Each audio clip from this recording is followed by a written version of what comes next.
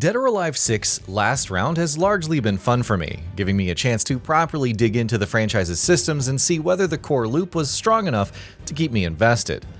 Well, I can't say it clicked for me personally, but there's definitely a lot of potential for this one to work its magic on fighting game enthusiasts who love nothing more than a deep combat system that's mechanically accessible but quite challenging to get right in the heat of battle.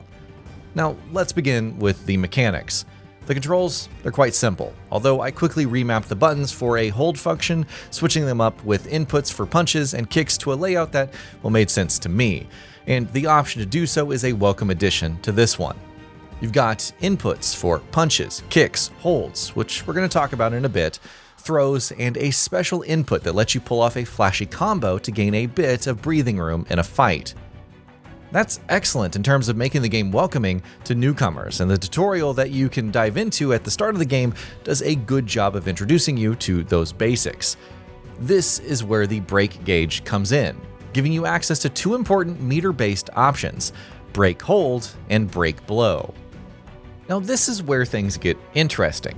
At 50%, it lets you use break hold, a meter-based counter that can answer high, mid, and low strikes when timed correctly.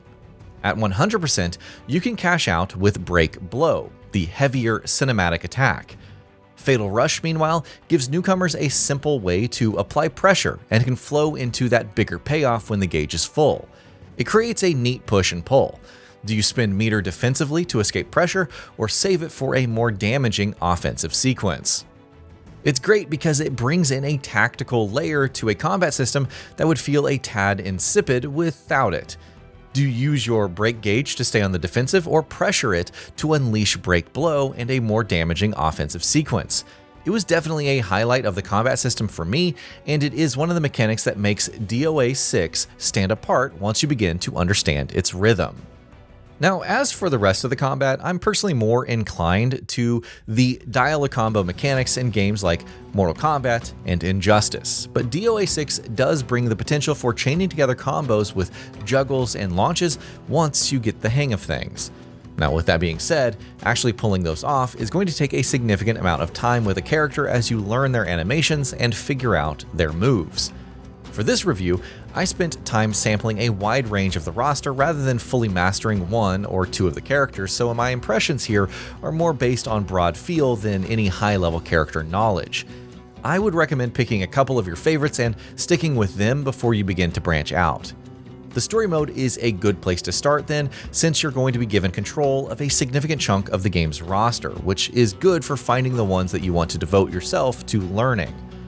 Now, of course, knowing your opponent's moves is also key to victory, given that you're going to have to time those break holds to the last second if you want to pull them off. That's where the DOA Quest and arcade modes, they come into play. The former is a great way to fine-tune your mastery over the various mechanics that you've got at your disposal, while the latter lets you pit your skills against a rotating roster of combatants, letting you gain the much-needed knowledge required to then take them down in a fight. I would pick survival mode for that very purpose, since it involves single round fights that give you a chance to quickly test your mettle against as many different fighters as you can in a short period of time. Of course, arcade and time attack are equally handy, and the difficulty options on offer work well to gradually ramp up that challenge. Now, I must say that anything above medium is going to be an uphill climb though, and it's where you're going to have the most fun once you put in enough hours to learn your character well. Just know that this one's going to take some time and some patience before its depth reveals itself to you, but it's certainly worth sticking with when the results are as satisfying as they are here. But that does also lead me to my biggest complaint. The online modes should have been the star of the show, but the lack of rollback netcode, cross-platform play, and cross-play with the original DOA 6 seriously hampers its ability to stay interesting. My time with ranked mode saw very long waits to get into a single fight, and laggy inputs and freezes made stringing together even a basic combo a chore. It doesn't help that the wait times for a match ranged from nearly 3 minutes at best to more than 5 minutes to find an opponent on occasion, a detail that had me sitting in front of my console aimlessly doom-scrolling on my phone before the game finally told me I had somebody to play against. That was the highest possible connection quality selected, and it's in a mission that's probably going to cost last round quite dearly. Finding a lobby was equally tedious, presenting me with long waits before telling me there wasn't one available. It was time that I could have otherwise spent fine-tuning my skills in the elaborate training mode or perhaps even playing the story. The story on offer may not be as egregious as the online option, but it doesn't come with enough to serve a purpose other than acting as a trial run for a significant part of the game's roster.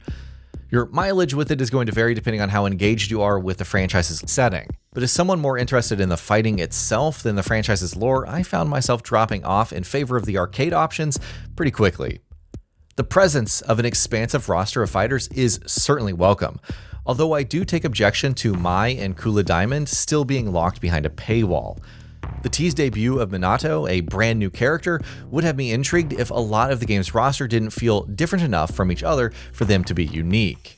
Now sure, fighters like Brad Wong and his specific style immediately stand out, but while approaching the roster broadly rather than from a competitive DOA background, some characters made a stronger first impression than others.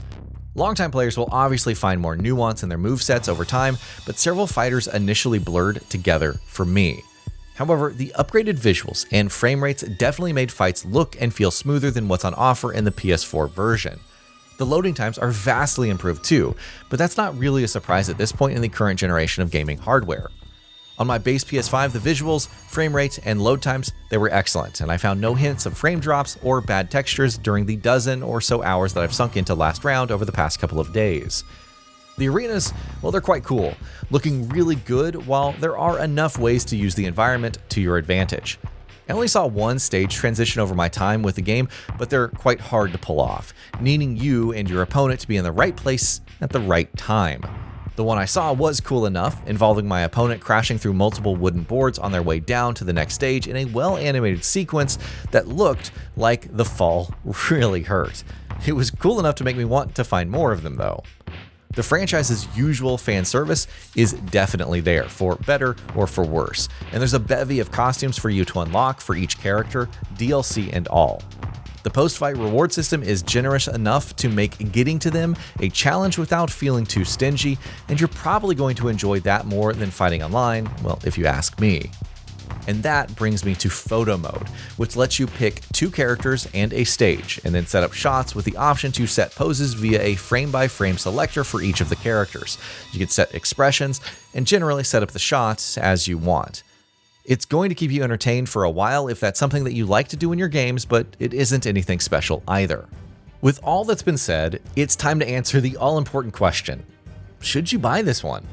If you're a DOA fan who skipped the original DOA 6 release, Last Round should still entertain you despite the online mode needing improvements. If you're an existing owner, the lack of a cheaper upgrade option is a bummer, and I wouldn't recommend paying full price for this one. If you just like fighting games in general and want something that lets you dive into some well-tuned animations and comes with a fair bit of mechanical depth, this one is worth picking up on sale. Last Round's good, but not good enough to be a must-have day one purchase. You're going to want to try out Core Fighters, the free-to-play variant, first to see if it's something that interests you. I'm probably going to spend the weekend trying to learn my favorite fighters and perhaps even have an evening of local matches with my friends, but this one doesn't have enough meat on it to remain a title that I'm going to keep coming back to, and well, that's a damn shame given its combat system's depth. It's still good enough to cope with while you wait for whatever comes next for the Dead or Alive franchise though, so that is something. And that'll be about it for this one. If you guys like what we're doing at GamingBolt, please consider subscribing to our channel, and I'll see you guys on the next video.